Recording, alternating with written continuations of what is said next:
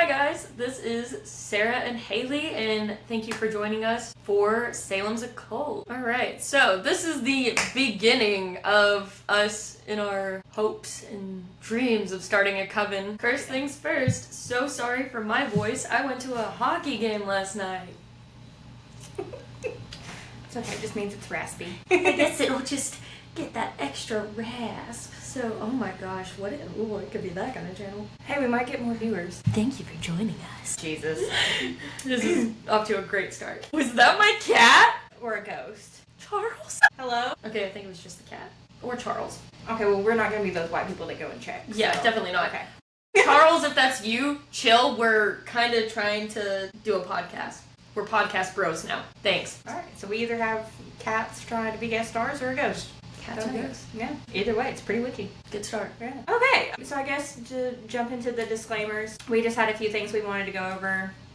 We'll probably touch on a few of these, at least at the beginning of most of our episodes. But the first one is we are by no means professionals. A lot of what we're learning and teaching, we are learning as we go along. So there's going to be possible misinformation at times. We're going to try our best to be as informative. Honest, open, and forthright. As you can see, we're just goofballs doing what we like. I love it. So we want to learn and grow in our own paths, and we noticed a deficit in our area for having that space. So we're hoping that this kind of gives other baby witches a safe space to go. And if you're wondering what our area is, it's the Bible Belt. So the second disclaimer would be we are not going to tolerate any sort of hateful or violent conversations or interactions by followers. If we see anybody that is facilitating this type of environment or action towards one another, or anybody that is encouraging it in any way, we will unfortunately have to ban you. And that, Excommunicated. even if we have one follower, like, bye. Oh, we got a follower. Oh man, they're being mean To us. I don't think they're being mean to us. Haters make me famous. We might wait until we get to 2 viewers. But we want this to be a safe space. We want this to be somewhere that people feel comfortable coming and talking about their experiences and what their Journeys. their journey.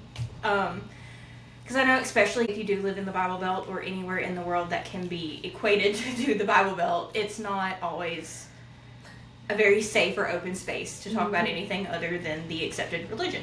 Definitely not linear. The next thing we kind of wanted to touch on, originally we were thinking of trying to start a church, like a ministry, and then we realized I'm a little too charismatic and have too much of a God complex. I go through manic episodes, so I was like, yeah! And I was like, Let's wait. start a church! I was like, I'm broke. Yeah. So we settled on a podcast, but that does not mean that in the future, if we grow big enough with viewers in our home area, we do hope that sooner or later we can do classes or get-togethers in person as well. So that is potentially in the future. It's not anything definite, but if it is something, yeah. But if it is something, people would be interested in, definitely let us know. We'll see what we can get in the works. Which, there is a little bit of stuff that goes on around this area. Like, we have Hesperia. Yeah. Yeah, love Yule. Hesperia. Yule. Which is also led by Hesperia. Yes! We love it. Yes. Queen. I know for me, I don't think this is anything we talked about before we actually started recording, but I do love having our little local shops, especially ones that aren't very go-with-the-flow mainstream kind of places, like, Studios. I love them. They're a hair salon. So, we're going to promote people in our area that we like. For real. We're like, yes, come to our area. Yes. Please don't stalk us. Yeah. You don't need to come meet Charles. He's very shy. Well, actually, he wasn't that shy of a guy. He really liked people. But, please, still, don't come meet him. If you're, 6'4", above, black hair, blue eyes, got a motorcycle, and you want to sit outside my house watching me do nothing all day, fine. Haley, Hit me no. up. My mental illness is chronic, but this ass is iconic. Not mine, because she's flat, but... Talk yourself up. What you speak goes into existence. I want a fat ass, but she's just not there. I'm saying it! You gotta be like, I have a fat, juicy donk. I think I have to start going to the gym for that. Yeah, that too. Yeah, you gotta put in the work, but you also gotta you gotta say it like you got it. We'll work on it. That'll be something else we can work on. The daily affirmations. Yeah. It's very important. Manifestation to the highest degree. Look, I'm not good at manifestation. My sister is. But we can work on it. We can. That's why we got this. Yeah. Alright, now to go on about kind of, I guess, not exactly our specialties, but what we're most interested in, I guess. Yeah. Do you want to go first or do you want me to go first? Or do we want to paper, rock, scissors this jazz? Paper, okay. Oh, I always get them with the scissors. It's because I'm bisexual. You know, there's probably a psychology on like what. Oh, there you pick most first. definitely is a psychology because I actually wrote a paper in a psychology class about it.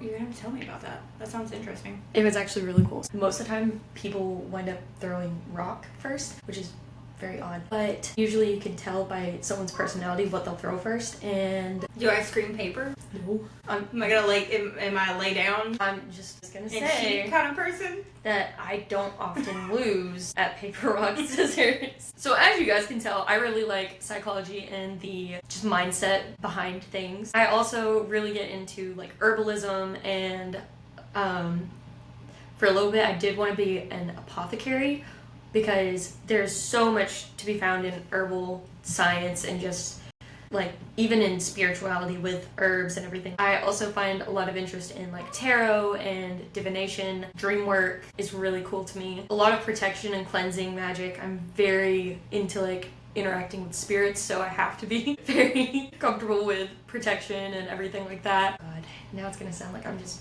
always with a Ouija board, just be like, hello. Yeah, no, I disclaimer don't. there. We don't mess with Ouija boards. I don't mess with Ouija boards. I mean, I have one. I used to mess with it, but like, you know, I don't God. as much anymore. It was like the only thing my mom was like, you don't fuck with that. Well, she's right. Stuff Yeah. can very easily get attached to you and like follow you, and like things can definitely go wrong. Yeah. It's just Yeah, definitely don't do Ouija boards lightly. do your research and don't do it alone because why are you white? That is a white people thing. The fact that we're even having this conversation about it is White. Yeah. And then I also really like the Greek pantheon. I guess you could say not only am I like more of an eclectic, I am kind of like a green witch, I guess. I dabble in all of them. Well, I wouldn't say I dabble in all of them. I like the knowledge of all of them, and it's an umbrella term, so there's a lot wrapped into it. So, out of the two of us, Sarah definitely has more experience with Wicca, witchcraft, paganism, all the things. It's that ex-Catholic growing up, you know? It is, you know, ex-Baptist. We didn't really do a whole bunch. But yeah, no, I have dabbled for a few years on and off with witchcraft. This is the first time that I've really just decided to take that leap of faith and just say, screw it. What I don't know, I'll learn, and what I do know, I'll use. I have always been more drawn to divination with like tarot and things like that. I definitely have a lot of fortune teller things, and it was kind of nurtured because my mom growing up, she had a tarot deck and I would play with them a lot. So I mean, that's great. They are really cool. they are really cool, yeah. So I do that a lot. I do classify myself more as an eclectic witch. I think a lot of that is because I kind of carried myself that way when I was religious with Christianity, because I mean, you grow up here in the Bible Belt. But I have kind of like picked and chosen things from a lot of religions that I felt clicked with me and weren't necessarily in my taught religion. So I've kind of done the same thing with witchcraft. I'm just like, if it clicks, if it resonates, great, I'm going with it. I do like a lot of like green witch, kitchen witch kind of stuff. I love to cook and bake, so that's kind of a leeway into it.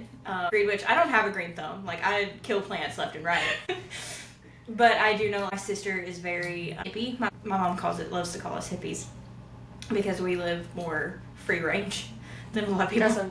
We do have chickens. We have 8. They're so cute. We should live more off of like natural means than we do in today's time. I have gotten really interested in more like making herbal remedies and like apothecary and things like that. Doesn't mean I've actually done anything with it, but I do have a lot of books. Yeah, I can teach you everything you need to know about tinctures. I would love that. Say less. We'll have a class on tinctures.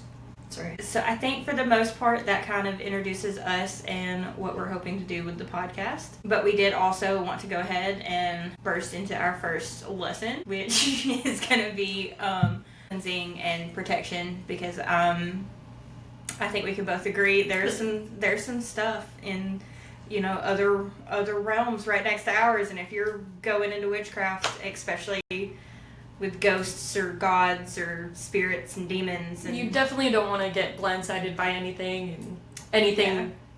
attached to you that could potentially cause ill intent or harm. So, I think, you know the most about cleansing and stuff, so do you want to start? Oh boy, do I. So one of the most important things with setting up protection and cleansing is, of course, setting your intentions. Your tools are just an addition. It's your intentions that are behind them that set it apart. So you have to make sure that you are in the correct mindset and that you are willing to put forth the energy and time needed for what's at hand. With that, it's definitely important to just remember to keep all bad thoughts and negative thoughts out of your mind and just speak positively in that space and until you're done. And then even whenever you're done around that, if you want it to stay, I guess best word would be sanctified, would be to keep positive energy around it, because that's just going to build it and make it more powerful and more protectful. Very good things. The power of love and friendship. I mean, technically that can be a blessing. Yeah. If thoughts of friendship and family and all that are what you have good thoughts on, use it. Which I usually like to do kind of a sound cleansing, and not just because I like to hear myself speak. I figured sound cleansing would be more of bells. You can do different types of sound cleansing. So there's singing? You can. You quite literally can. You can use singing, you can do humming, literally just speaking, you can do bells, you can do drums, different instruments. You can literally grab a guitar and just and then as long as you got that intention behind it, you're filling that space with your energy, and you just have to imagine that you're pushing that energy out and you're encompassing everything that you want. I think my undiagnosed ADHD would get carried away. I start strumming on anything because I don't know how to actually play it. I'll be oh, that chord sounds like Unfaithful from Rihanna from 2006, and I'm just singing the lyrics. That's fair though, but honestly, if it gets that good vibe going, then yeah, it works for cleansing. That's fair. You can literally use any kind of sound. You could literally get a bullhorn and use that. As long as the intention is there. I prefer to not use a bullhorn because I feel that would be very jarring. Yeah, it's be more anxiety inducing. Yeah, it's a bit harsh. So I definitely do prefer a bell. I have up here. Nice. Such a nice clean sound. Yes. And then I honestly do like to use music a lot, which I really want to actually get more into ukulele again, because I used to be able to play ukulele. And I would actually use that occasionally in some of my cleansings, especially when I was working with specific entities. Because, there are a lot of ways you can also show devotion to gods and everything like that, because some of them are very big fans of music. Apollo loves music. Yeah. Dionysus, of course. He is the party god. We love it. We do. And then also Hestia really likes music.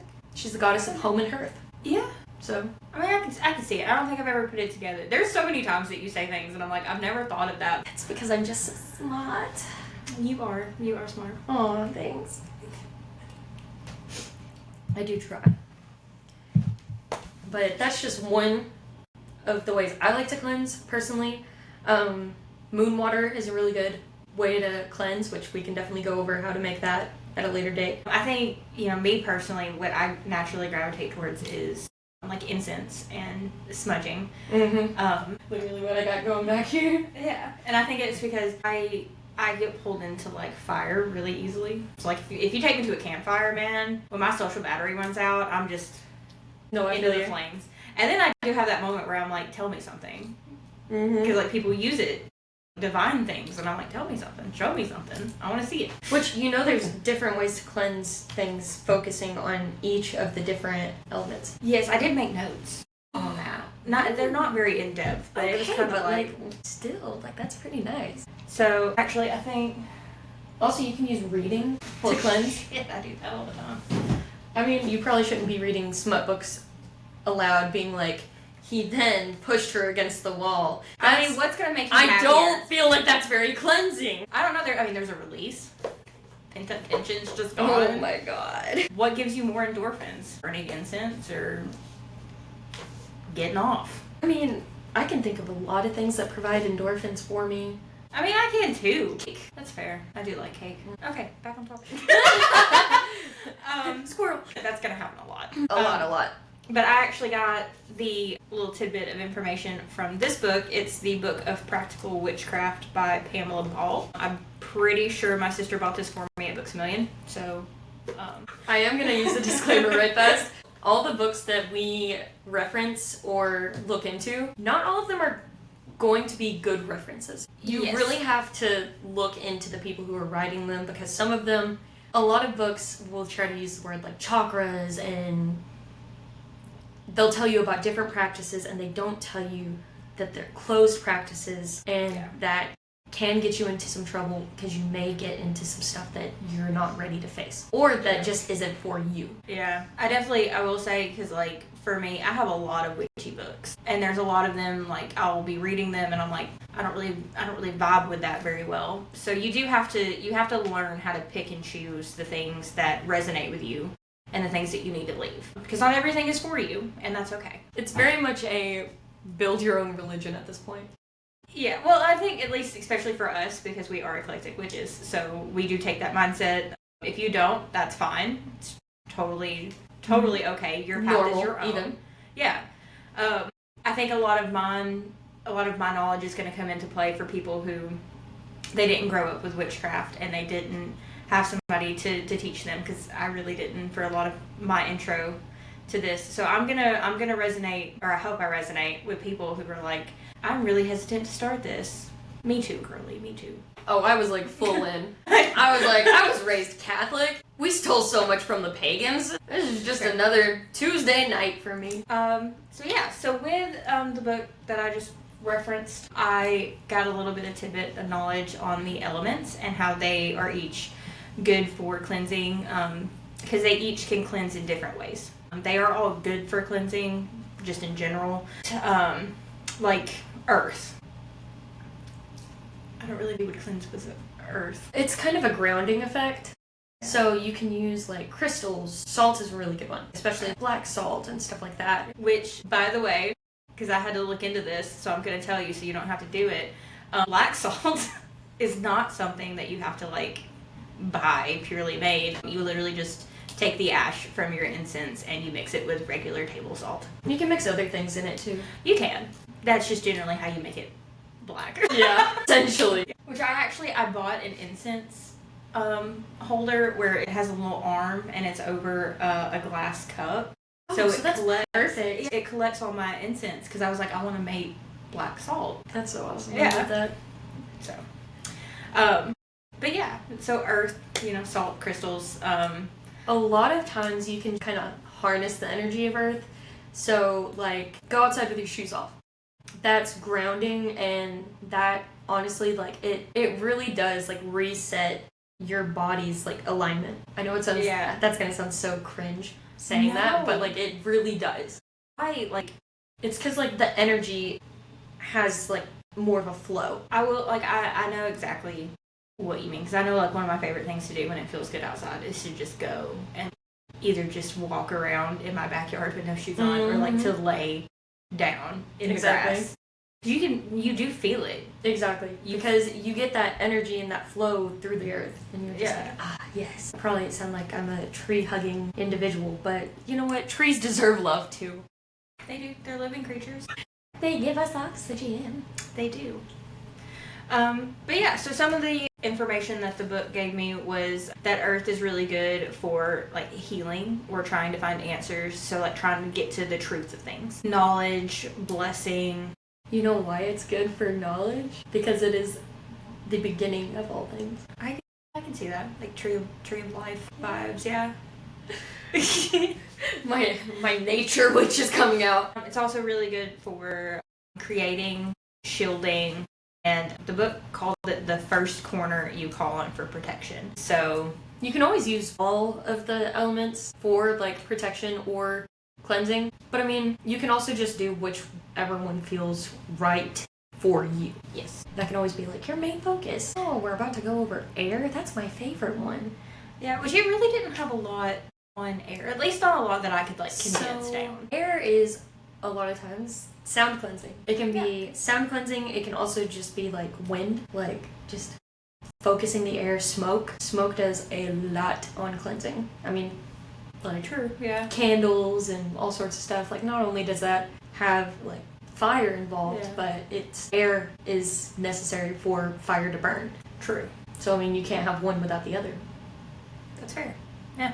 It's very much a balance. We love it, especially as a Libra. I do forget you're a Libra. How? I don't know. I just I forget, and then I'm like, oh yeah. I'm very like justice oriented. You are. I will give you that. True to my calling. I don't know. Which I mean, I'm a Pisces. I'm very true. And it's so funny. TikTok keeps showing me all these videos, and they're like the dark side of Pisces that nobody sees, and I'm like, it's fucking accurate. So yeah, I mean, I found them very accurate. Because, like, Pisces are the dreamers. We are, like, our heads are up in the cloud. But, like, if you piss us off, we're so vengeful. Which TikTok is really good for, like, some information. But you have to be careful, like, what individuals you're watching. Oh, yeah. Because some individuals, they have good intentions. It's just they're going about it the wrong way. And it's not that they're trying to mislead you. It's that they just are accidentally skewing the knowledge. And that's... Yeah. It's okay. But you need to be able to backtrack and be like, oh, hey, I was wrong on this. I know we were on air. Yes, we were on air. And sound cleansing and...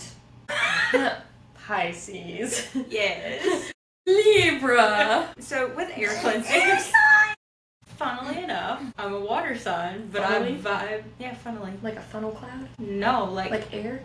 Even though I'm a water sign, I vibe more with cleansing with fire. Although I do have a lot of fire signs as my other, like, rising and setting. Like, they do say that, like, opposites attract. So that is your opposite.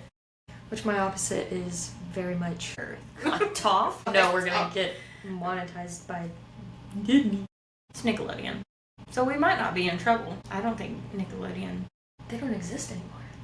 Do they not? I'm pretty sure they, like, off the air. I don't think we can talk about that. Yep. Alright. On to the next. So, yes. So, air is good for cleansing when you need inspiration, new ideas, breaking free from the past or undesired situations. And the book mentions it is your second corner that you can use for protection. So, yeah, it should be very refreshing when you think of using air. So if you want to really cleanse your house while you're cleaning, open your doors and start singing Golden. Just sweeping, going, gonna be golden. We turn on, like, scream metal most of the time. I mean, yeah, that works too. But I mean, like, you can just aggressively clean the house.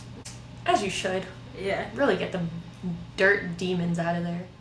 Alright, the next element is fire, which we've already talked about a little bit. So this is my preferred method of cleansing, but mainly because, incense. And I use dragon's blood incense. They're pretty good as a basis for cleansing. Dragon's blood, frankincense, patchouli, cinnamon is really good. Or pine. Pine is really good. I love finding pine, but it's nearly impossible to find. I hate relationship with frankincense. Why? So when I worked at a grocery store that shall not be named, they got in a new brand, and it's like it's milk, but it also has oils in it. And one of the biggest scents that they had was frankincense, and it gave me a migraine. I did not realize that I was sensitive to frankincense until I had to work with it, and they ordered so much of that stuff that I had to handle it like every day, and so I had a migraine constantly. And I was like, I literally almost threw up one day, and I told my manager, I was like, you have to get somebody else to put it out because I can't do it. Very valid. I was like, I'll have to go home if I have to touch this stuff today. That's fair. But yeah, so that's a thing. So fire is good if you need a boost in power, determination. It's very passionate energy. So it can also create ash, which ash can be used to cleanse, and that's actually a earth cleanse. So yeah, fire is really good. And I think honestly, for another thing for me is like it does encompass a few of the other elements, which I guess you can see with it being the third corner, as the book calls it, because it does also involve like air and earth in some instances. They say 3 times the charm. That's why I'm the third child. My parents stopped after me because there wasn't supposed to be a me. Okay, so the next element. So next up is water. Can't live without it. Can't live with too much of it. No. Like, it's ridiculous. I try to drink more water while we're at work, you know? And that can also be used as a form of, like, cleansing your body. it can, yeah. But I'm just trying to do it to be healthy. Well, yeah, but, like, you know, have a little salt in there, cleanse yourself, get some extra electrolytes. The salt's gonna dehydrate you, though. It helps you to hold more hydration in. I love how everybody shit on Dasani for so many years because they were like, they put salt in your water. Okay, but their water actually, I don't really like the taste of it. I don't either. It's too much salt. It's just too much of something. Like, it tastes almost chemically. Yeah. I just don't go with it. True. I like the Icelandic water. Dude, get me some purified water any day. Spring water. It's Like Icelandic. the Great Value. Oh. Look, I love the Great Look, Value purified I'm water. bougie. I have a sensitive stomach when it comes to water. I'm okay? so dead. I only drink water straight from the fountain of youth. I try. No, you don't want to drink that. That's down in Florida, and honestly, the water tastes worse and worse every year you go. I would know. I went to St. Augustine multiple times, and every single time we went to the Fountain of Youth. The Fountain of Youth is in Florida? Yeah, St. Augustine, Florida. Fun fact for you. Also, the guy who colonized that place is Ponce de Leon. Name sounds vaguely familiar. I'm sure we went over them in school. Yeah, most likely. Yeah. Oh my god. Okay, onward. Water. Water. You can use moon water. Which we can go into how to make Your moon tears. water. Yeah, you can actually use your tears. I figured you could. I mean, you can also use blood, but I Would don't that fall? really. Huh? Would that fall in with water? I mean, I get it's a liquid, but How much of your body is water? if you're talking about me specifically, very little. Like 75% of your body is water. So like 5% of mine. Got it. Which one? I don't know yet. Figure it out because you're gonna be meeting them soon, most likely. I mean, as long as it's low-key, I think I'll be fine. That's Sexually crazy. or spiritually? Both. Oh my god! No. Look, I'm a devoted follower. Just for that, you know what? I think this is probably why he reaches I hope it's out to Odin. me. That meets me. Yeah. Could make it work. What'd you do for your podcast? We talked about fucking the gods. Look, it's the Norse ones. They're down for it. Oh, well, some of the Greek ones are too. Okay, but some of those I'm not down to fuck. You don't want a swan? No. You're not trying to duck around and find out? No. Yeah, that's fair. Sorry, Zeus. Hey, Zeus is a good god to call on for specific things.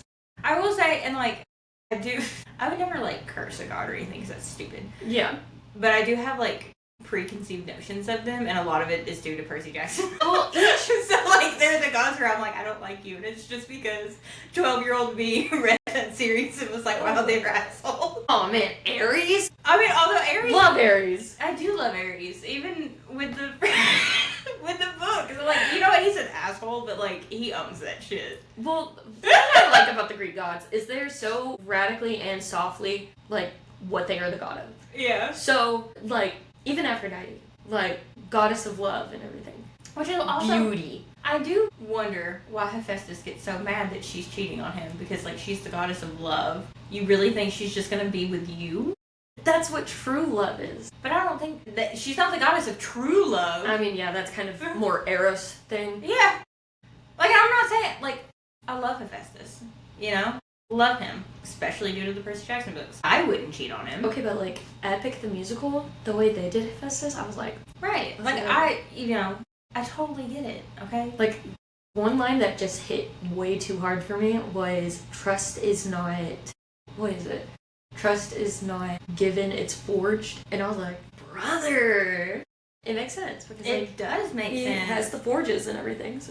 Yeah, and also, I mean, if you think about it too, like, if you break someone's trust, then I mean, it wasn't forged very well. Exactly.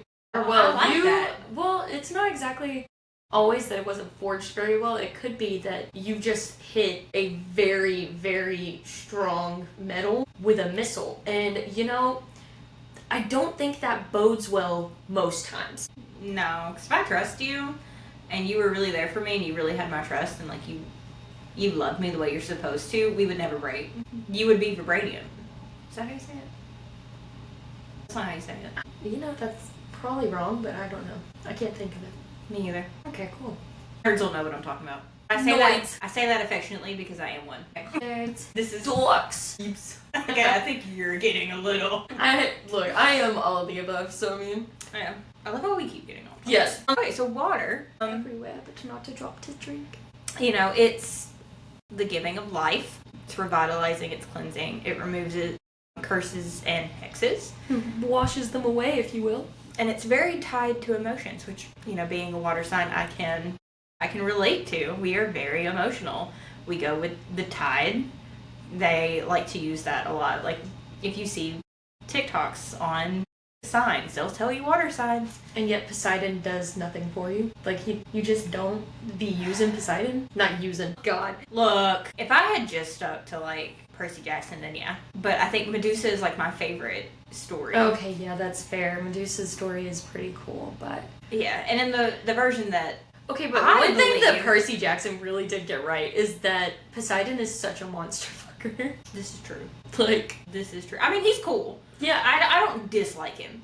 And I mean, honestly, I think the only thing that I really do hold against him is the story of Medusa, which, depending on which version you follow, they either fell in love or he essayed her. And the version that I follow is that he essayed her and they changed, because it was the first one. And then they changed it because that story gave women too much power, because Athena gave her the gift of turning men into stone. Exactly. So she would never be hurt again. And then they were like, oh wait, that empowers women. No! So then it had to be, okay, well, Medusa's a whore. You know what?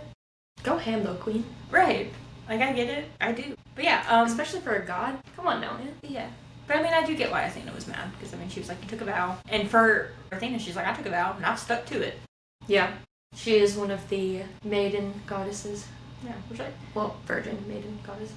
Or you know, cool for you, virgin. there's a specific term for the specific goddesses of Athena and Artemis. Oh, there's another one that I'm trying to think of. You know what's, like, really funny is I used to think that Demeter was one, because she was fighting really hard for Persephone to be one, and then I was like, wait a minute. Persephone is Demeter's kid, so she can't be a virgin goddess. No, she can. Like, not all of the gods did the do to create their children. Hey, but I feel like, The birth of Venus. okay, but that wasn't necessarily a god, that was a titan. And the titans, What do you mean that wasn't a... well, like, it wasn't like the gods, you know, like, it wasn't like Zeus and Hera and Athena. It was the titans. She was the last titan, and she just got adopted into the pantheon because they were like, we don't really have beef with you. No, that's true. I mean, that could be said for, like, Nyx to Yeah. Hecate. Yeah, which I mean, because Hecate wasn't even, like, Greek. Like, she was around way longer than that. But she's still in the... Yeah, because they adopted her. Yeah. Which I think is so cool that all of the gods, you can find origins of them from all different kinds of countries and just different places. Okay, we're off topic again. We can move on to spirit. So yeah, this one, it's kind of, the way that I understood it from the book is once you've reached a level where you use all of the elements and you're in touch with, you know, the earth and the world around you in every context and yourself, spirit comes into play because it's all around you. It is you. You can instinctively be in touch with it whenever you want, but I think a good thing is it's kind of like manifesting. You have to be in tune with it. You have to want to use it for it to actually be useful. Yes, very much so. It's about pushing your energy. Yeah. Because, like, it's your energy force coming to play and kind of taking over what you're wanting. And it takes a lot of focus. Yeah, I think I would struggle really hard with spirit. As long as you got the passion behind it, like... I don't think I could use my spirit for good things. Yeah, that's very valid. But you don't want to dirty your spirit like that. Right. So I'm just going to leave that alone. That's not for me. See? We hear things. We take what we vibe with and we leave what we don't. That's not for me. I'm a very vengeful person. Which is so funny because you literally are just... Sunshine and rainbows? Yeah. And then I'm just like, I don't have the energy to be petty. Yeah. See, I tell people that. I'm like, I don't like drama. But then I'm the first one that's like, yo, what happened in that one-on-one? No, you're like... I don't want to be involved in the drama, but I want to know. You're like, oh, your boyfriend broke up with you? Let's hex him. And I'm just like, no, we're not hexing anyone's ex-boyfriend. Look, as soon as I get this down well enough, No, we'll be hexing we're not people. hexing people. We're hexing people. We don't need to be hexing people. We're going to hex people. Especially because the energy you put out comes back to you tenfold. Okay, it only comes back to you if that person is smart enough to return it. A. B. I think if I'm in a position where I have to hex someone, that means they deserve it.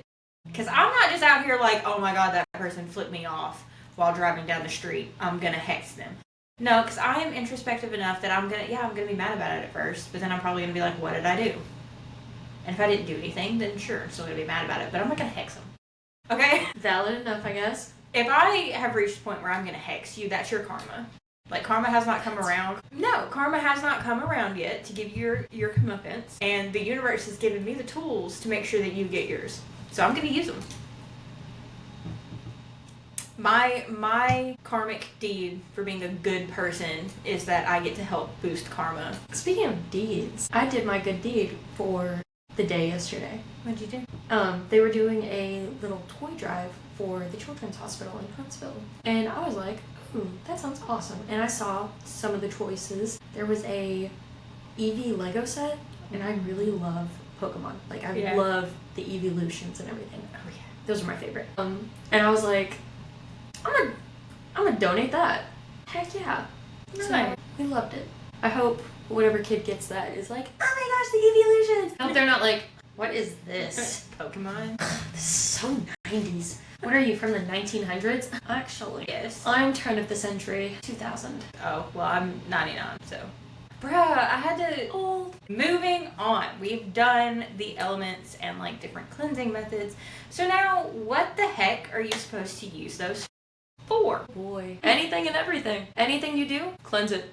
Cleanse it first. Protect yourself entirely first. Most definitely. Yeah. I think, obviously what you can cleanse is, like, your home. Very much so. Your sacred space, which is wherever, if you do set up an altar, if you have a place where you want to practice your witchcraft, that needs to be cleansed. You can cleanse your person, jewelry, crystals, Money. I think one thing that I didn't realize you should cleanse is any sort of, like container. If you're using something to, like, potion bottles or bowls or literally anything, just cleanse it. Like, if you're like, should I cleanse this? Do it. You're not going to be too clean, right? Like, you're not going to be too protected. And that goes for anything. Your girl invites you over, bring a helmet. Did you bring protection? Oh yeah, baby, I'm ready. Why, what's up there? Jesus. Oh, yeah. And I think this kind of leads me into Another book? another book. Oh, Yeah. it's the Bucklands? Yeah. So, this is Buckland's Complete Book of Witchcraft by Raymond Buckland. So, I got this book because I'm a reader, okay? If there's a book, I want to read it. It's how I get a lot of my knowledge. So, I bought this book a while back during one of my episodes where I was like, I'm going to get into witchcraft, and then I didn't. So, I bought it, and then I didn't read it, and we started this podcast, and I was like, I'm going to read that. I feel like... I would not recommend this book for people starting out. No, not by any means. Had I known what I know now about this book, I probably never would have bought it. This book, I feel like, would be good for a more experienced witch, especially one that is wanting to partake in a true coven. So someone who is actually going and physically meeting people and doing rituals. It's funny that it says classic courses in Wicca for 25 years. That's how long I've been alive. Be a witch for at least 25 years before you read this book. It is very... Takeaways from it were that it is, for lack of a better word, it's very pretentious. And I do not say that in, like, a mean, derogatory way. I say it in, like, it kind of felt like reading, like, a holy text, in a way. The language, the jargon that's being used, the diction, it's very, So, it's definitely one of those things for me that I was like, I'm gonna try and read it and take what resonates and leave what doesn't. I think I got to lesson 4 before I was like, I'm not really going to be able to take anything away from this, because I don't really ever see myself, at least in the near future, participating in, like, a true coven. Number 1, I have social anxiety, and I don't like most people. B, we live in the Bible Belt, so I don't really think that there is any sort of coven that is very open into, taking. Most people, I'm not saying that there's just not one, there probably is, but they're probably very like quiet and selective because they don't want to deal with the hate because it is there. Which is very valid. Yeah, I'm not going to say that they're wrong for that. Mm-hmm. It's just, it does make it really hard for people like me to find good groups because, and I will say, when I first started out, I started a few podcasts, and one of them, they did, put a disclaimer out there that no group, no coven that you ever join should ask you to pay to join them. If you see or hear or they ask you to do anything that you don't agree with that seems illegal or harmful or anything like that, like that's a don't cult. do it. That's a cult. Don't do that. Don't drink the Kool-Aid. So it is, it's sad that we do have to, be careful with it. But it is like anything else. You've got to be careful. You've got to know what you're getting yourself into, and you've got to do your homework. And that's, again, with anything. Like, even any religion. Yeah. Because, you can go down some rabbit holes and it can get wild. Yes. So, definitely for the baby witches, don't start with this. If I had started with this, it would have turned me off my path entirely. And I already was struggling with my path for many different reasons. But this kind of puts things in a context of you have to do it this one way, otherwise you're wrong. And that was one of the things that kind of turned me off of Baptist Christianity. That's the only version of Christianity I really have experience with. So I can't say Christianity in general, but I don't like that they do that too, because they do. They tell you have to worship this one particular way, otherwise you're wrong. I don't like that. Especially with witchcraft, it's so open-ended. There's so many different denominations and things. It really is out of the box. It's pick and choose, which is really nice. So if you enter a group and you're like asking for texts or things that you think you need to know, and they recommend Buckland's, take it with a grain of salt. If you want to read it.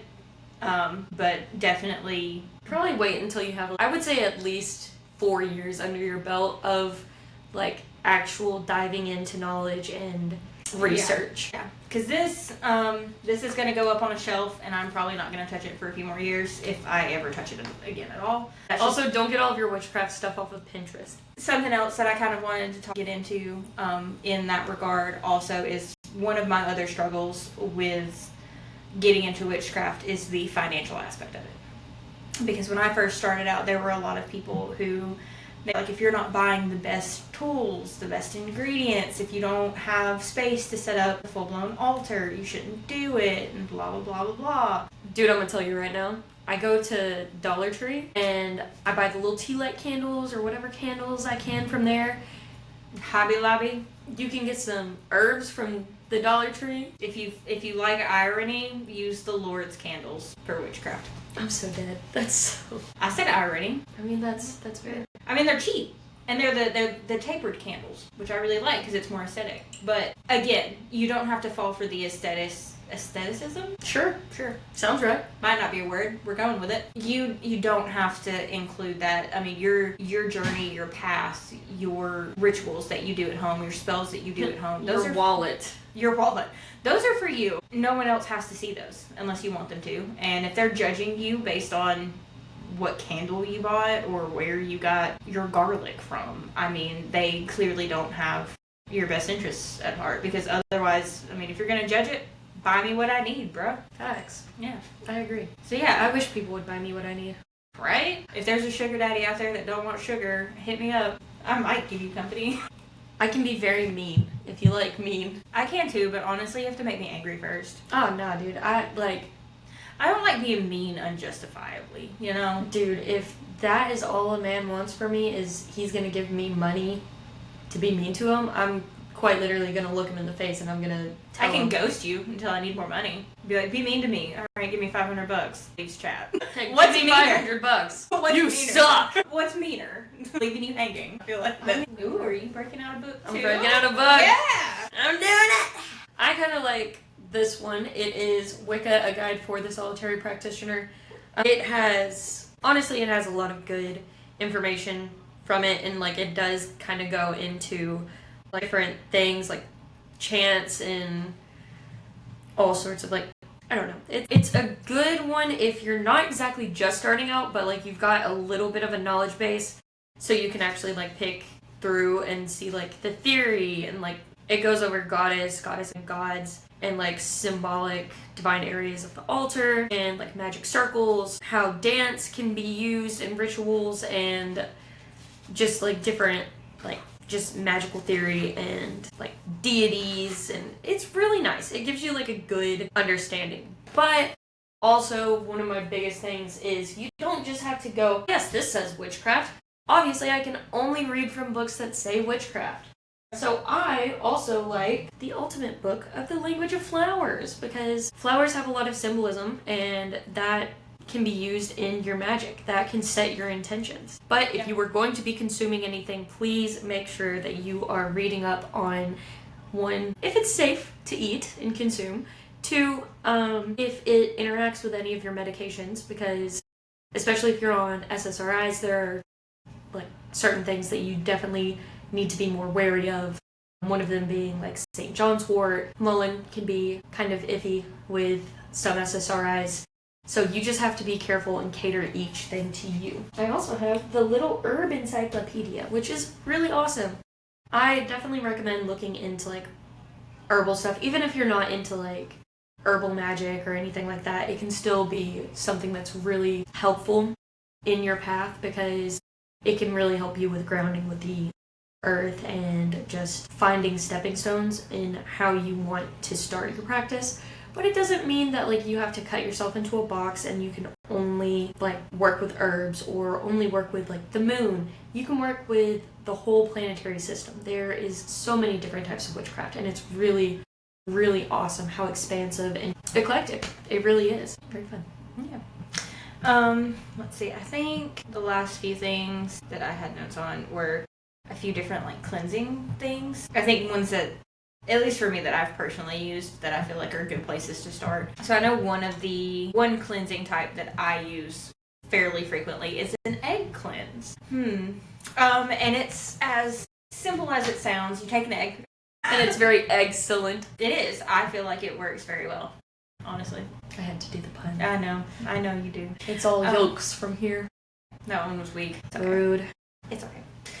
So take an egg, any kind, doesn't matter, and you'll need a clear glass cup or jar or just whatever you have, something tall that you can look into on the side, and you'll put water in it. I say a clear vase is honestly best to use. That could work. I forget that vases are a thing. Or a vase. A vase. A vase. Because we're fancy. Not really. So for me, I use a cup because it's what I have. But yeah, so then you take the egg and you'll rub it anywhere, up your arms, down your legs, across your chest, across your face. And the whole time you just need to think about that egg pulling any negative energy, anything bad that has been placed on you, pulling it out and putting it into the egg. Just think of it as cleansing you and protecting you. And I think what I was told was 15 to 20 minutes of doing this, and I mean, it is very much a manifestation. Like, you have to have clear thoughts of this working, otherwise it's not. I'm telling you, everything is all about intentions. It is. It's a very, very big thing with witchcraft, is knowing how to, it's manifesting, really. I mean, all the spells and the rituals, they're really, I guess in my mind, a physical representation of what you're trying to achieve. But it's really about the energy and the vibes that you're putting into the world, because those are going to come back to you. I say like I didn't argue with you on hexes a minute ago. Uh-huh. Yeah. It's almost as if I know a thing or two about a thing or two.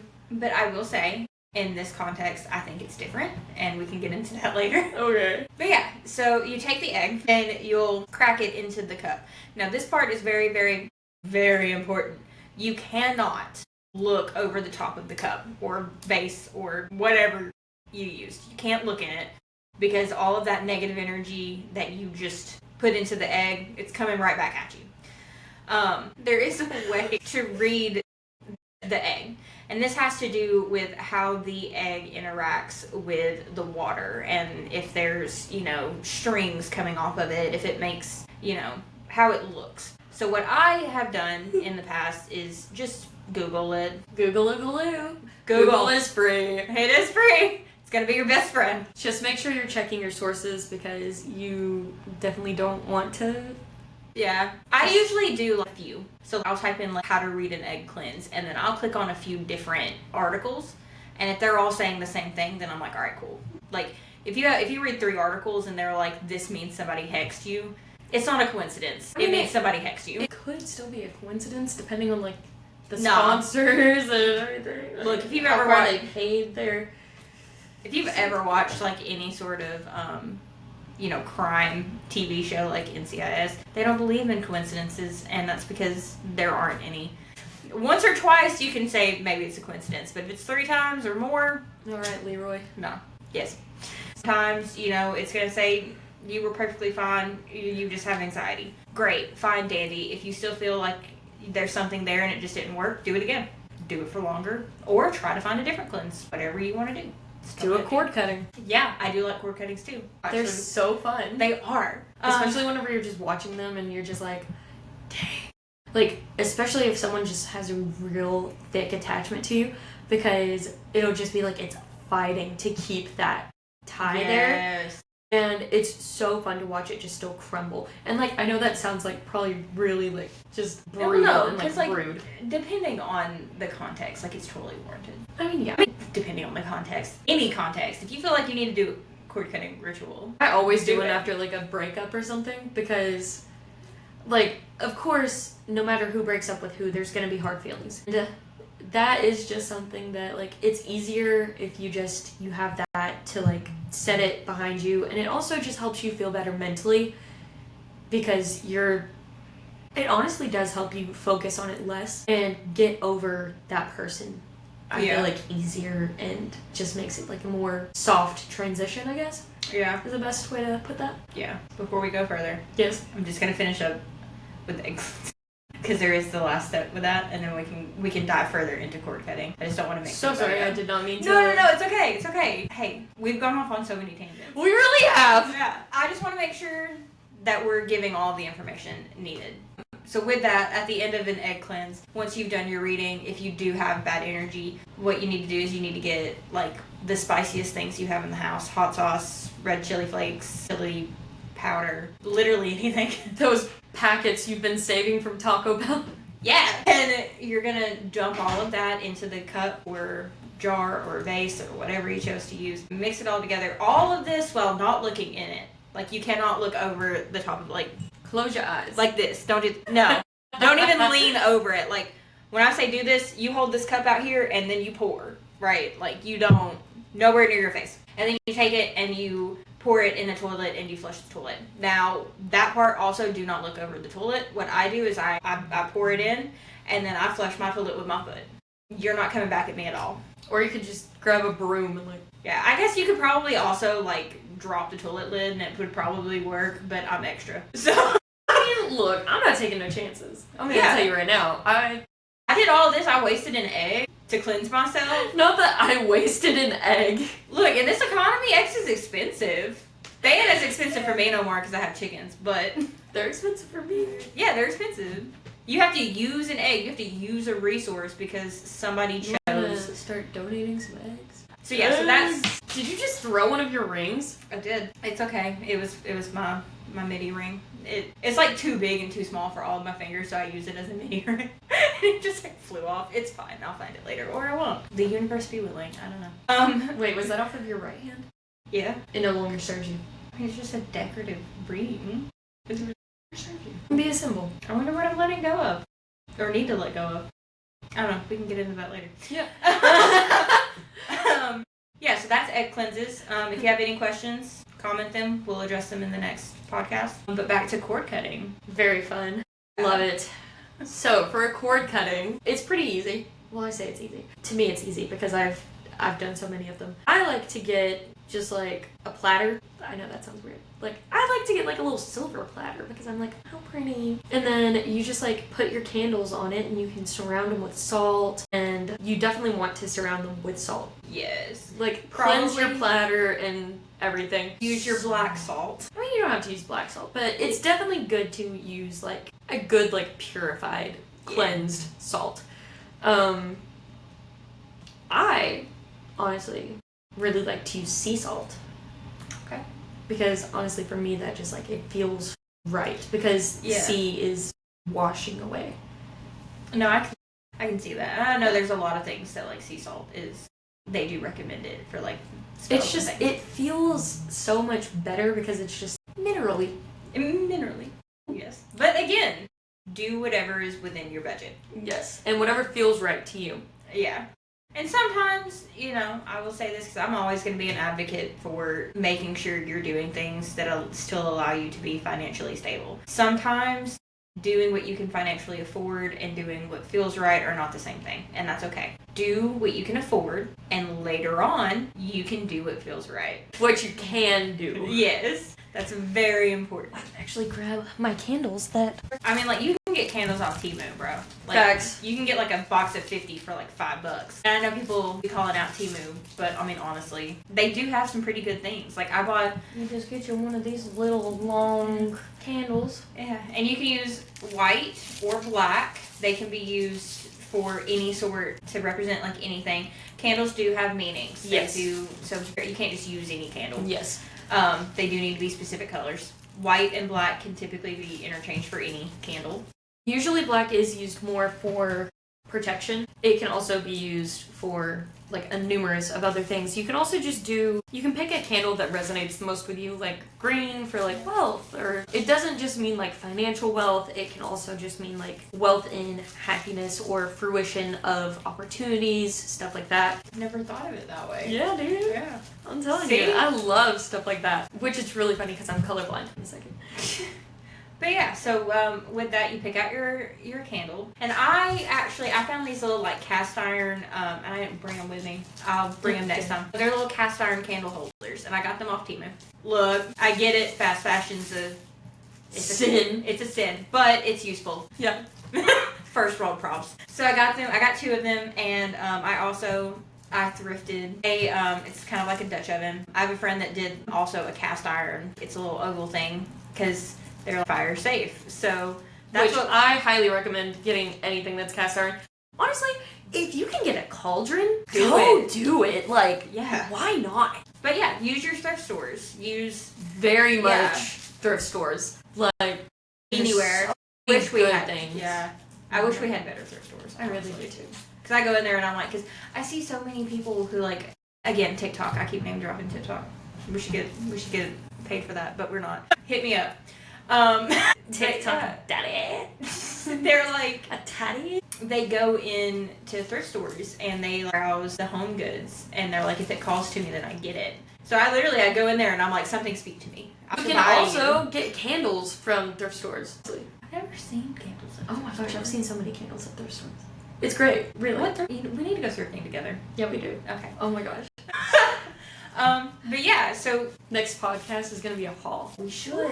That's so fun. Yeah. On with the cord cutting. You take your candles, you put them, you might have to melt a little bit of wax in the middle of whatever dish you're using. You stick your candles in them. Before you do that, at least what I've always done, what I've been told to do, is you need to pick one of the candles to represent you, one of the candles to represent the other person or whatever you're trying to let go of. And the candle that you pick for the other person, surround it in another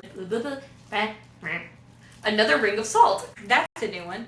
But You haven't been doing that? no. Oh, What wow. I've been doing, because this is what I was told, is you need to take a nail or like something sharp and you need to write in the candle that represents you. You. Write what you want to let go of.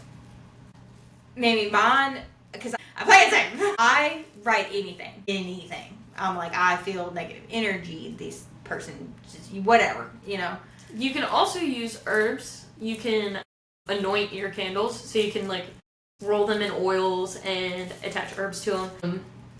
Honestly, a really good oil for that is olive oil because it burns really nicely too.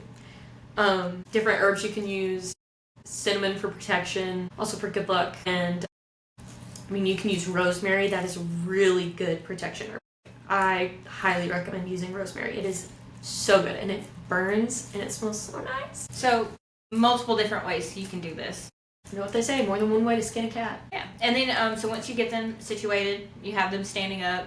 This part, I have found, I always, even with the candle holders, I do have to burn them a little at the bottom to get them to stand up straight. And then you need a cord of some kind. I usually just get like twine. You can literally get it at a craft store. Honestly, I say twine is the best one to use. Because, I mean, if you just use thread, it's not heavy duty enough to really be utilized in that way. But you can also just use, like, a piece of yarn or, like, a ribbon. But again, I recommend twine. Yeah, and I think it's pretty cheap, too. Like, I think it's, like, probably the cheapest option. To get the largest amount, yeah.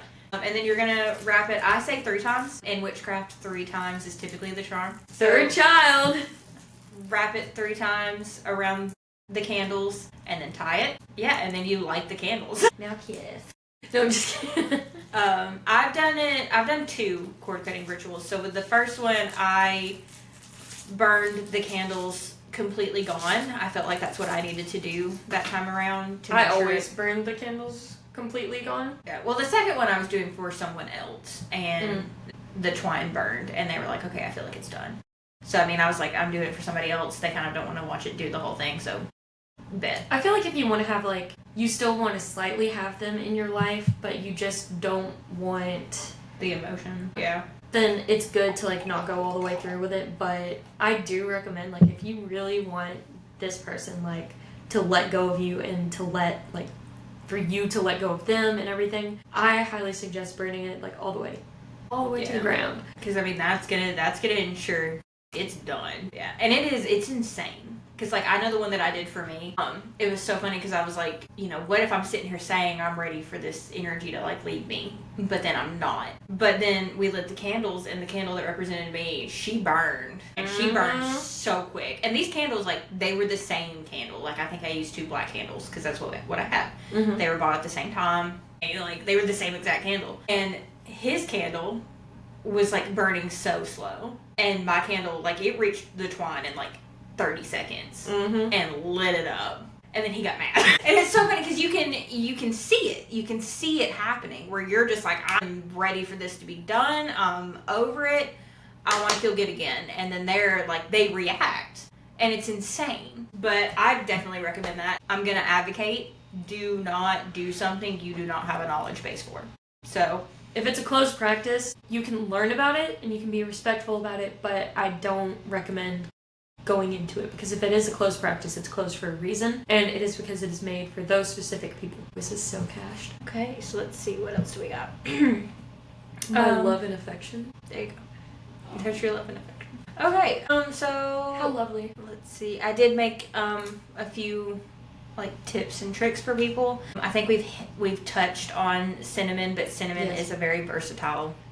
Utilize your spice cabinet, dude. Yeah. Straight up. Just because, look, not all of your spices have to be foraged straight from a garden, okay? You can literally use thyme that you have in just a plastic little bottle. It is fine. It is A-okay. That is fine. You do not have, like, we are balling on a budget here.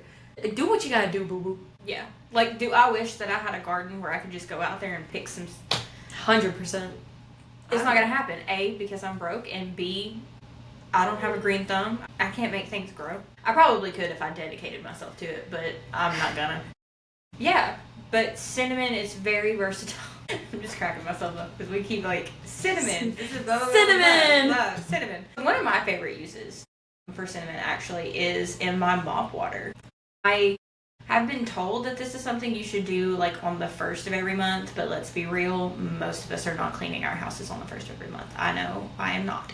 So I typically utilize this, if I remember to, with the first time that I mop, like for that month or for that period or whatever. So which cinnamon is actually also really good for cleaning, because it's, so not only is it good for like putting in your coffee and stuff like that because it's an anti-inflammatory, it also can help fight infections and kill bacteria. So there's a science behind it, along with also like magical properties. Yeah, and it smells good. So, I mean, you can't go wrong. If you're allergic to cinnamon, don't use cinnamon, maybe. Yeah. Maybe try using, I don't know, rosemary. Yeah, find something else that has similar properties and use that instead.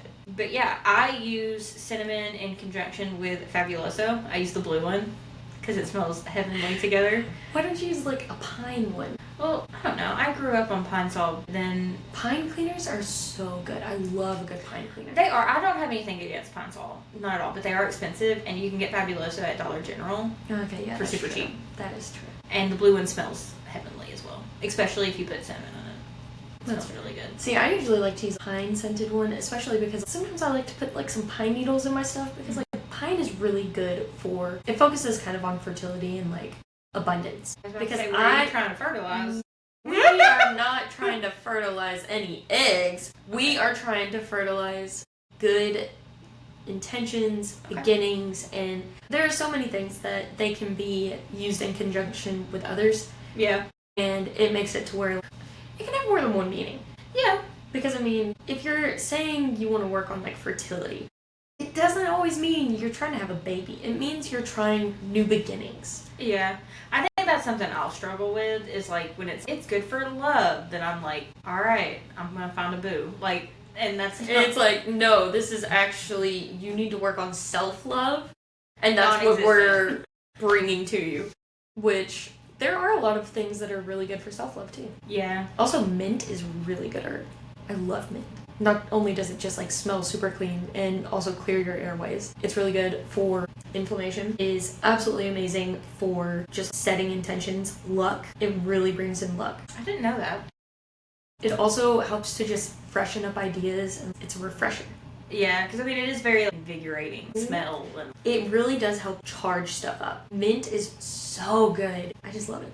I can see that. Yeah. Rosemary can also be used to substitute many different herbs if you don't have something. Like I said, we're balling on a budget. So if you got a spell you're wanting to do and it calls for like saffron, that is a very expensive. Saffron. So if you can't get your hands on it, rosemary.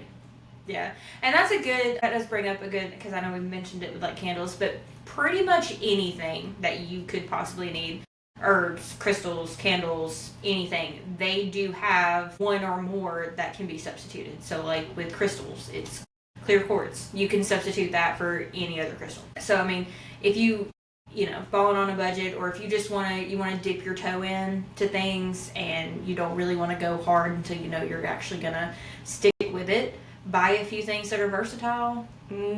Get started there. So nice. Yeah. Yeah. Also, know how to charge crystals. Something.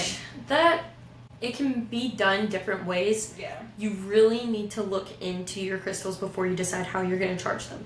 Some, yeah, it's probably best to do it by moonlight. Some you can actually cleanse them with like water, earth. Some you don't need to put in the earth because it will actually make like the dirt there. It can make it poisonous. Yeah, and some crystals can't be put in water because they're soluble. Like selenite, you do not need to put that in water because it actually like emits a very toxic gas. So honestly, I'm gonna be so for real. I have a whole bunch of crystals. I like crystals. I don't charge any of them. I haven't branched out into that just yet because it's a chore. It's a task, and you need to do it right. Which you can also just charge them with like smoke. You can do the music thing. I made moon water, and I think I put rose quartz in one, and I put amethyst in another, and I was like, I'll drink these, and then like I didn't drink them because I was like, I don't know if I can drink them. No. So they've just been sitting on my desk for like ever. I'm pretty sure you can. I think you can drink them. I don't think you can, the amethyst. The amethyst was iffy.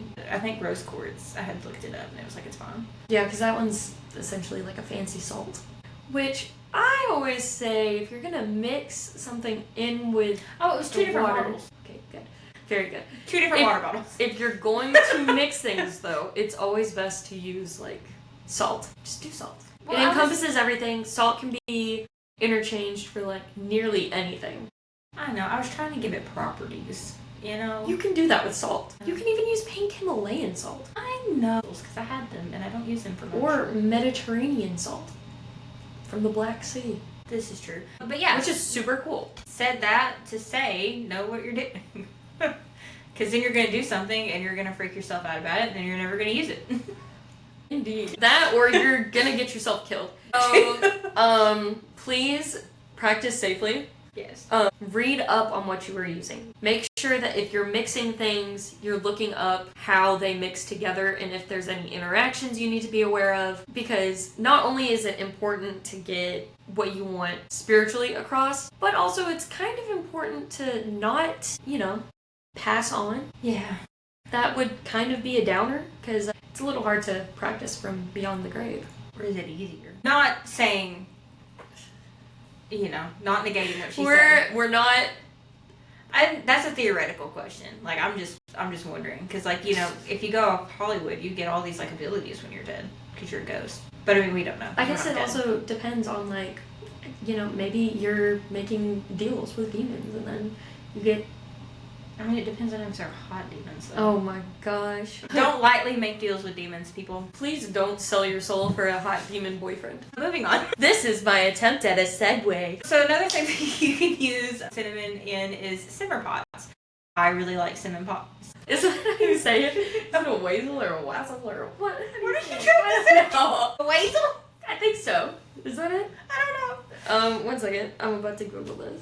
Okay, I'm going to talk about simmer pots while you do that. I really like simmer pots. I guess until this moment, I didn't even put it together, but I really like scents. I really like things that smell nice. So simmer pots will do that. It's really just you put a whole bunch of ingredients in a pot of water and you boil it and it fills your house. So I think one of the simmer pots that I really like, it has oranges, apples, cinnamon, cloves, nutmeg, and you can add a little bit of vanilla. It smells really nice. All of those ingredients, they do have their own meanings. So you can use those ingredients, and there's so many different simmer pot. Wassail. What is this supposed to be? It's exactly what you're talking about. Oh, a simmer pot. Yeah. Oh! There's a fancy name for it, and it's wassail. Okay, well, we're from the South, so we don't use fancy names. We say simmer pots. Whatever. It's a wassail. Wassail. A wassail. Simmer pot. Whatever you want to call it. Punch. Yeah. You can drink it. I mean, you can. It just feels so wrong. What do you mean it feels wrong? It just feels wrong. I don't know. Because that's literally what they do for, like, Yule and stuff. Like, I mean, because all of the ingredients, like the ones Wassails? that I just listed off, they're Wassail? totally edible. So, I mean, you can totally drink it. I think because I've equated it with, like, cleaning. orange slices. So for me, it feels like drinking cleaner fluid. But it's not. It can actually be really good for your health. But yeah, there's different wassail recipes out there. You just side-eyed me so hard for that. Like I said, I am a petty, vengeful person. Joking. No, I'm not about that. But in this moment, She's gonna hex me. I'm not gonna hex her. I would only contemplate hexing people I don't like. Only contemplate.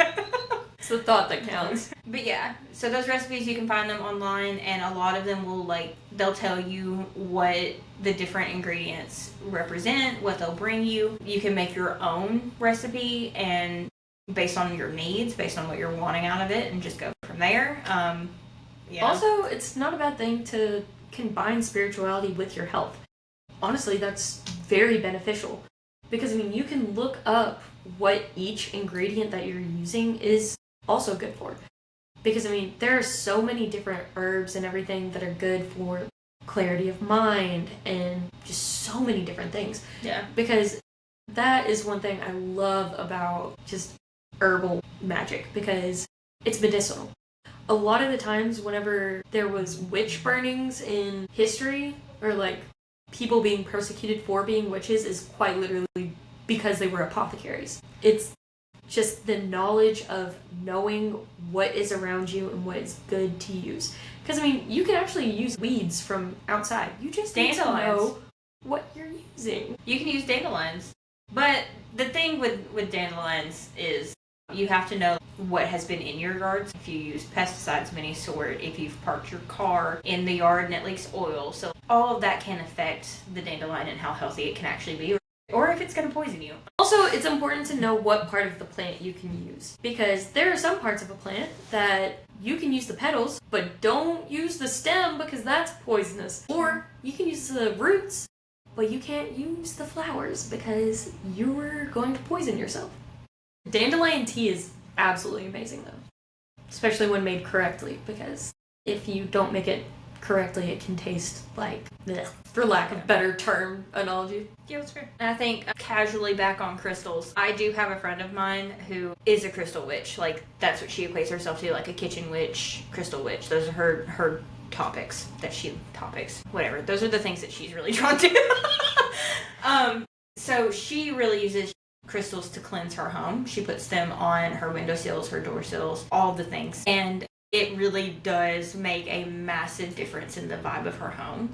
Oh yeah. I literally walk through her door and I'm just at peace every time I walk through her door. I usually keep selenite above every single window. Like, literally, whenever I bought this house, I counted how many windows and doorways and everything I had, so that way I could buy enough selenite in order to put one over each entrance to the house. Yeah. And you know what? Since I did that, my mom has not been able to, like, come into my house for very long without, like, making some excuse on why she has to leave, which is so funny to me. Yeah. I mean, it makes a massive difference. Yes. And, like, because it depending on how you do it or, like, what you use, I mean, negative energy literally cannot enter your home, which I find to be really nice. And rewarding. Yeah, you are rewarding. And I think another tip that kind of falls into that is you can take a broom. If you're ready for people to go home, like they've been at your house and you're like, I'm ready. Turn it upside down. Turn it upside down. They'll leave. My friend does that at her home. After someone leaves, just like sprinkle some cinnamon and sweep it out the door if you don't like the aura that they left behind. You can also use, I know a few years ago I had to go to Thanksgiving with family members that I don't really get along with, and I was really, really concerned that their energy was going to rub off on me because they're very negative people. And so, previous friend that I was talking about, she actually looked up some runes and she sent them to me, and I went into their bathroom and I drew these runes like on my chest and like where I needed them to like protect me from their energy, and it really worked. Look, I'm a firm believer in that too, because it also depends where you're putting them, because you receive with your left and you give with your right. Yeah. That's why I am very intentional about my tattoo placements. Okay. So where you place a tattoo is going to like bind that to like your spirit. Right. So it's what's going to attract. And each body part actually like affects different things like luck and health and different stuff like that, which is really cool to look into also. We can talk more about that at a later date. Comment below or wherever the comments if that's are. what you want to learn about. Yeah. Let us know anything you want more information on. We'll get it for you. Heck yeah. I definitely will get more information on like the different body parts and everything because I love anatomy. Not like that. You're the one that looked at me. Sensibly, might I add. I'm so sorry. I didn't mean to be suggestive. But it really is that type of channel. I mean, we'll be whatever channel you guys want us to be, at least until we get viewers. Today we're going to be learning about rose quartz. Okay, I can't do that because I'll be laughing, but if you want somebody text slutty, come to her. Text. I don't know, like This is which 1-800? Jesus Christ. Or no, wait. 1-800-Witchcraft. How can I hex you today? But you won't hex people. No, I won't. Okay. I won't hex people. Body parts and intentionality is very important. Yeah, so I get where you're going with that, but I do have a question. Yes. So say you get a tattoo and it has like no meaning. Does it matter? If it has no meaning, I mean, what you put on your body is very, like, it's very pertinent. Because it can draw energies. I know I was always, like my mom always said, if you get a tattoo, it needs to be something that you've wanted for more than a year. Yes. And its meaning has not changed for you. Which means that's not to say you can't have, like, funny tattoos. Right. That is completely fine. Do whatever you want. That's just my mom's rule. I have a word in Joker font on my ankle. I hate that tattoo so much. I really want to get it covered. And this is why you consider your tattoos very carefully. I got it from a gumball machine. It was $20. $20 is $20. This is fair. Like, with my tattoos. So, on this arm, I have, like, my stag beetle, and I have a bunch of, like, florals, and I have a bird. This is to symbolize life. Okay. This arm, I have as kind of, like, my 3D skull kind of ideal. Show it off to the camera. I have a death head moth, and I have a black widow up closer to my shoulder. The reason I have that is because this is life, and this is death. So, with my left, I receive new beginnings and just positivity. With my right, I let go of things that do not serve me, and I break generational curses. Things die with me. I do not pass them on. Okay. And if I do pass them on, it is very much with intention. Alright. And then I have the owl on my back, which wisdom be my wings, Athena. Never really put thought into it, but that's good to know. I mean, especially before I get tattoos. Something to think about. 'Cause, I mean, I only have Very one, much so. and she really doesn't have a meaning. I mean, it's a stegosaurus laying down. I got it mainly because I was like, oh, it's cute. I was like, people are going to ask me why I got it. And so I was like, it's because I'm depressed. It's laying down. Sometimes all you can do is lay down. Rest. That's a good meaning. I was like, I'll give it a meaning, but it's because it's cute. That's why I got it. Honestly, another thing I want to do is I want to get the like whole Greek pantheon and like just a bunch of the Greek stories on my right leg. Yeah. I want to get a Medusa tattoo. Oh my god, yes. So, some things we will be going over in this podcast is the calendar. It's a very important thing. Yeah. Because time goes on. There are different Sabbats. I've seen it both ways. It just really depends on how you would like. I like I mean, Sabbats. there's different ways to pronounce it. It just depends on like who you really ask. I think I'm gonna say Sabbats. Okay, that sounds good. Black Sabbath. I like it. Yes. Do what feels right for you. Anyway, there are Sabbats throughout the year that are recognized in witchcraft. I think there are in total 8 Sabbats. I think there's like 4 greater Sabbats and 4 lesser Sabbats throughout the year. Now this is the witches calendar or the Wheel of the Year. Yes. As it's mostly called. So the first one is in February, and it is Well, if you go by like our normal yes, calendar. and it is. I know I'm not gonna say it right. Imbolc. In bulk. Imbolc. Yeah, it's okay if you butcher these names because I'm gonna butcher them. But that one starts on February 1st, and it goes until March 20th, I think, which is when the next Sabbath starts, which is Sounds about right. Ostara. Ostara, yeah.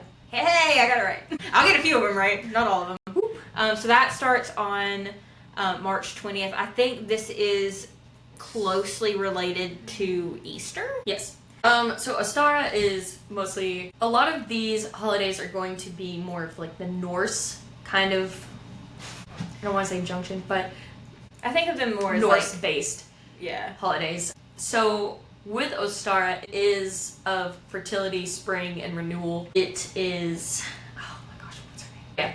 Yeah, I want to say this is It's like, who it's connected with. I think I read somewhere that like this is where we get like The rabbits from? Yeah, because yeah.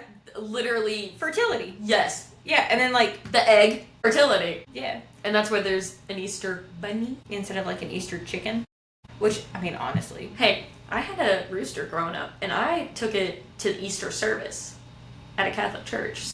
That was a God-fearing rooster. His name was Marvin. well, I mean my thing is like bunnies don't lay eggs; they have live birds. I mean, yeah, but like, you know.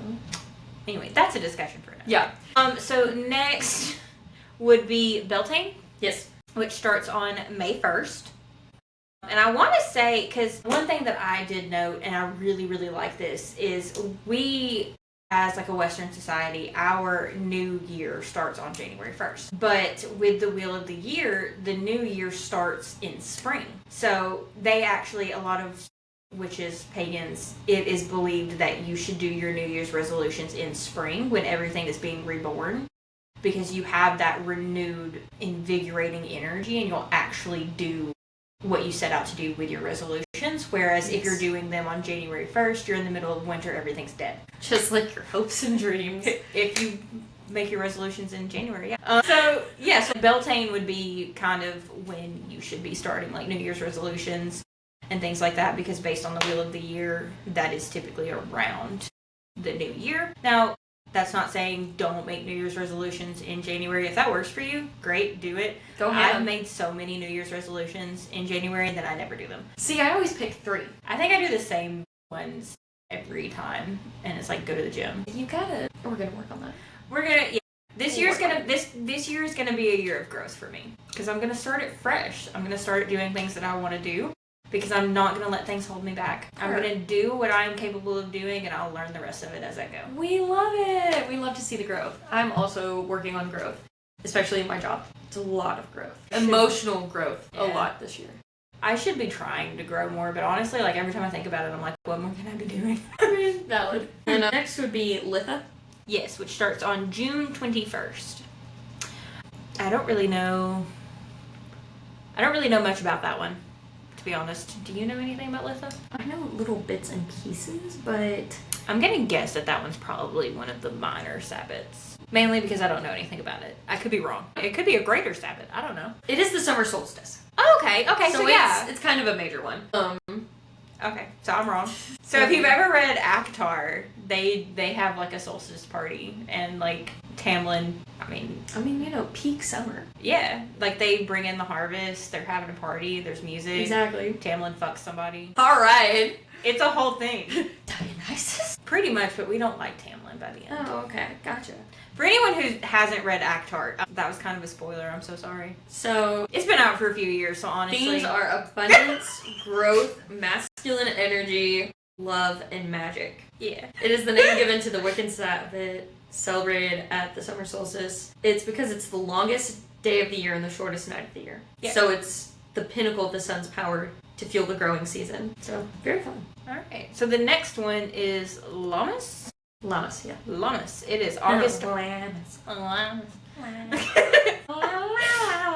Lammas. That starts on August 1st. What do you have in regards to Lammas? I have. It's for the first fruits, harvest, gratitude, benevolent sacrifice. Of what?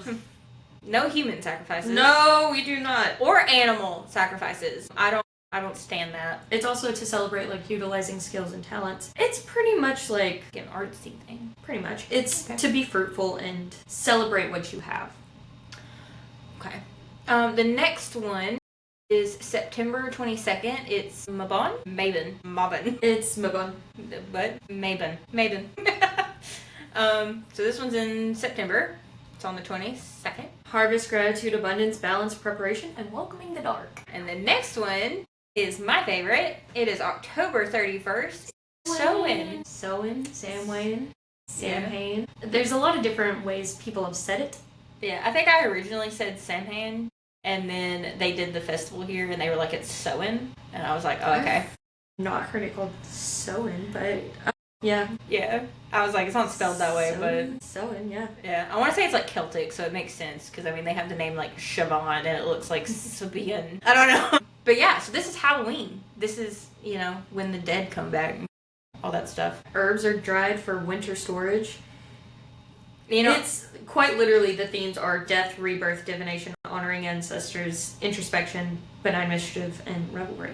yeah. It's like, isn't it also like one of the longest nights or whatever? Because I don't think it's the winter solstice, but it's like, did I miss one? Hold on. How many did I do? 1, 2, 3, 4, 5, 6, 7. No. I was Ancient Greece, people were leaving offerings of food to their ancestors, which is echoed in the modern tradition of trick-or-treating. I don't know, but I have always really liked the Supernatural episode that kind of touches on Samhain. I don't know how factual it is, because I mean, it's a TV show. If the like myth behind that episode is true, then that's really cool too. They, I don't know. They have like some things that are like pretty factual, and then Yeah. other things that are like completely made up and a mix. Oh yeah, Yeah, there are so- some things I'm like, you did no research on this. What Yeah. the heck are you talking about? But And then it's a there's TV some show, things I'm so- just like, yeah, that's right. So, like with anything else, take it with a grain of salt. And then we have the one that is coming up most recently right now, which is Yule. And that Yule. starts on December 21st. And it goes for a while. 12 days. 12 days. So actually, that's kind of why we wanted to bring this up. So this episode will come out on November 30th, which is next Sunday. I'm just going to go ahead and say it. Yep. Yeah, next Sunday. And And today, when we're filming this, but for you guys, it's already Today. here. Oh my god. And then I think we'll do one more episode of just info dumping on you guys. And then after that, we're going to start a Yule series. So we're going to do, Yule logs. Yeah, we're gonna do Yule logs. We'll do a bunch of different. And we can go over like the different meanings of the different logs, like what you can put on your Yule logs, all different sorts of stuff. And I think we're gonna do the way we're gonna do it, at least the way we've talked about it. I think there's 2 Sundays in the Yule season that because we're gonna release episodes every Sunday. So what we're gonna do is we're gonna split up the 12 days between the 2 episodes and kind of go over what you can be doing each day of Yule. And just kind of go over what Yule exactly is. Yeah. Because I mean that's kind of well, we can do that while we do our Yule logs. Yeah. I love a good Yule log. I've never actually done that. Oh my gosh, it's so fun. I love making a Yule log. Let's see. Is there anything else that we... Oh, hey, I wrote it right here. Yeah, Yule goes from December 21st to January 1st. I love when I look back and realize that I did research for myself. Look at you go. So yeah, I think, let's see. We've also contemplated doing, so like we'll do the podcast and really the podcast is going to kind of be a place for us to info dump on you. We're also going to do a TikTok page. I think we've talked about doing on the TikTok, so if we do anything, if we talk about anything in the podcast that can be like a spell or a ritual, we're going to do videos on the TikTok page. But yeah, so there's the TikTok page that will have, you know, just different things on it, resources, different spells and rituals that you can do. We'll try to provide like a visual representation of how you can do it. If anything, I have a whiteboard. I can draw some things. I'm not a very good artist though, so don't expect anything too fancy. Yeah, I mean, like I will do my best. Like has been the theme throughout this entire episode. We ballin' on a budget and bitches be broke. Bitches do be broke. Yeah, they do. Things are definitely gonna change. There's a lot in the works, and we're ironing out the kinks. The video quality is going to get better. This was hopefully just done off my laptop. We'll get there. We'll get there. Eventually. There's also a Facebook page. Is Salem's Ministry of the Occult on Facebook. Should be public. And I'll be making posts here and there. I'll try to be very, very on point with the Facebook page because that one's going to be just me. I'll probably be doing most of the TikToks. Yeah, which is fine. Yeah. I don't know how to edit videos, so. Look, I'm a natural blonde. Okay, so some things take me a little while to wrap around I'm to. not a natural okay? blonde. This is my natural color. I was 19 when I figured out that the things on top of the Teletubbies' heads are antennas because they have TVs in their stomachs. Okay? And I'm pretty sure I was not entirely sober when I realized that. But, anyway. For anyone who hadn't figured that out, you're welcome. Because I'm sure I'm not alone. I don't know. I feel like you might be alone on that one. One of them's a freaking triangle. What are you picking up with a triangle? Anyway, something that you can do that I didn't, for some reason I didn't think that this was something you could do on your own is make like a book of shadows or like a grimoire. Because all that is a journal. It's a witchcraft journal. Just write down your stuff. It's your path. Yeah. It's your journey. You get to write it. You get to decide what is pertinent for you. And believe me, I get it. I buy a lot of journals because they're pretty and then I don't want to write in them because I'm going to mess them up. It's okay. You can literally just work through it. Restart a new one anytime you want. You can. I recommend whenever you're starting out with it. I don't know if you can see it, but I've got like ripped right here. It's because I started in this one and then I ripped out the first 2 pages. But I always recommend starting with like pretty much what your beliefs are. Like start where is easiest for yourself. And that's figuring out what you believe, like where you stand, what you want to achieve. Yeah, I think I started because I'm a little backwards. I think we've figured that out throughout this whole process. Because one of the things that really interested me in witchcraft is I have always felt like Loki was reaching out to me for a very, very long time. He has showed up in so many different aspects of my life since I was like 13. So that's really kind of what got me is I was like, he's speaking to me. He wants me to follow him. I don't know why, but he does. Because I feel like I'm boring. And Loki's so fun! He's so fun. Oh my gosh. You can't just be like, I'm boring. You're not boring. I stay home and read all the time, bro. Like, I'm not doing anything fun. Anyway, so I started this journal because I'm going to do separate journals. But this journal is purely for, like, knowledge on deities that I feel like I could work with at some point or who have reached out to me at some point. That being said, this is something that we're not going to touch really hard on right now. That's another good thing about grimoires, though. You can have more than one. It is A-okay to have one dedicated to like each topic. I'm gonna have at least 3 because this one's actually gonna be like my Book of Shadows because it's like it's like a it's like old timey, you know. I feel like it fits for like a grimoire. Oh, there's something in here. There are going to be people that tell you need to make the paper and the binding and everything yourself. You don't. You do not have to do that. We are balling on a budget. And we live in the 21st century, so not everyone knows how to do that or has access to tools to do that. So it's actually pretty easy. If you're lazy like me, you just don't want to, and that's fine. I have a bunch of empty notebooks, and it's nice to fill them with things. Yeah. And they can literally, because like I know for me, I want to be artsy. I'm not very artsy. I know if I like dedicated time to it, I could be, but I'm not gonna. Get stickers. Get, things that you can put in there, or like glue in there, or whatever. I mean, heck, I've even contemplated. It's yours. Make it what you want it. Make it what you want it. Get a friend to do drawings in it if you really want it to be like pretty. Get some watercolor. Start painting. Do whatever you want. Just, doodle. Yeah. I love a good doodle. It'll be fine. And honestly, the beautiful thing is you can start a new one at any time. Yep. Like, you don't have to keep the same one forever. It's a learning, growing experience. It's going to be great.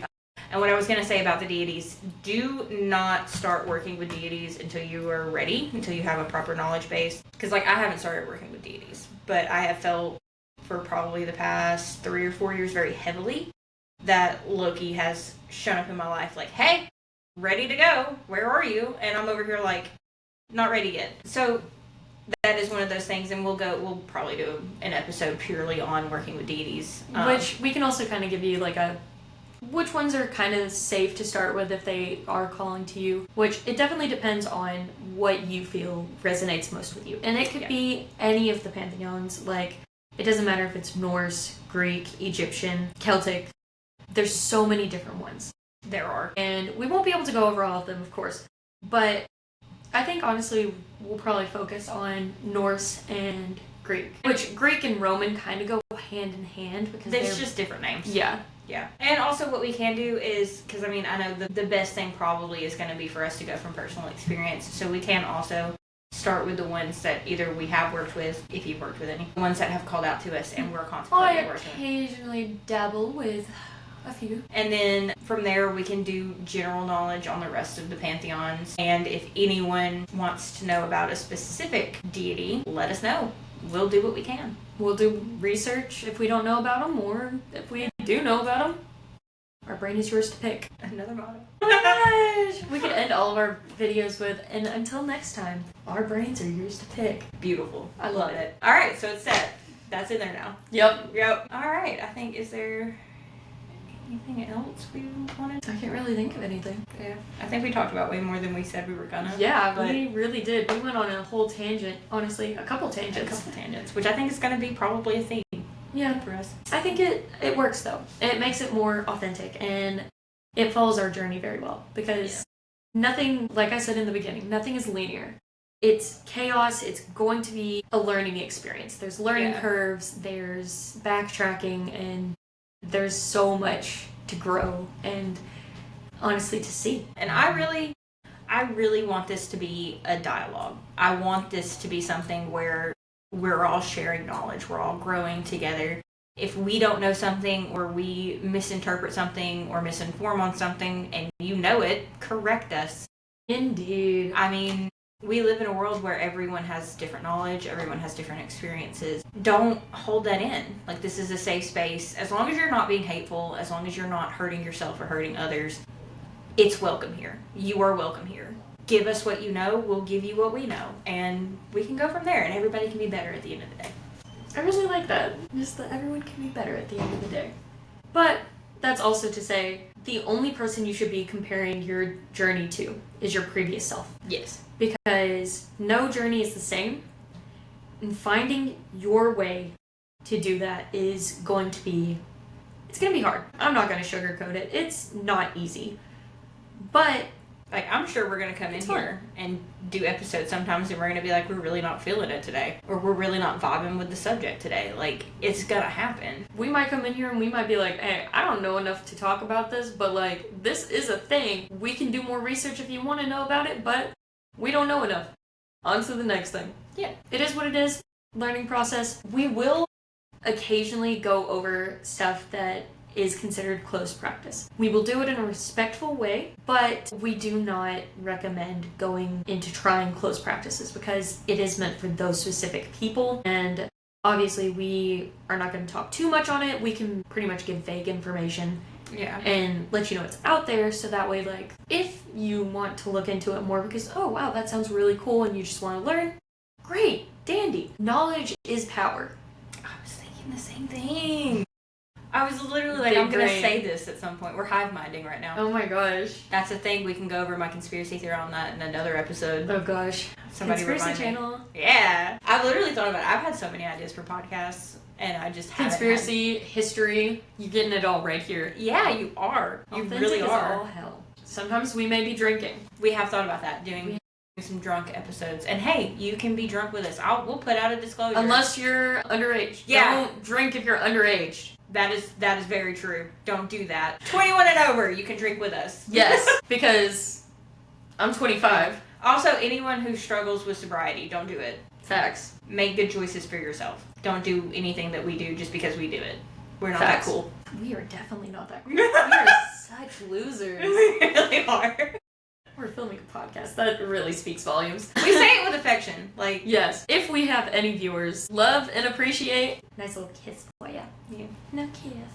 hopefully this takes off and we get to help ourselves and help you guys. You know, because we really don't have very many, like, safe, comforting places in the world anymore. I mean, they're there. Some people just don't know where to find them. I.e. me. It's very valid. Yeah. But, Which, like, I feel like Audrey Hepburn said it best. You're given two hands. One to help yourself and one to help others. I think that's a good quote. And I think that's a good place to It's leave my it favorite quote. Love that quote. I think that is a good place to leave it today. I will also say with that, you can help others to the best of your ability, and helping others does not always mean giving money. It does not always mean, you know, giving the clothes off of your back. I don't remember if you told me this or if I read it in a book. I probably read it in a book. I don't know. But they're like, you know, sometimes helping others is giving them advice. Sometimes it's being a shoulder to cry on. Other times it's being tough love. Give people the help that you feel they need the most. I like that.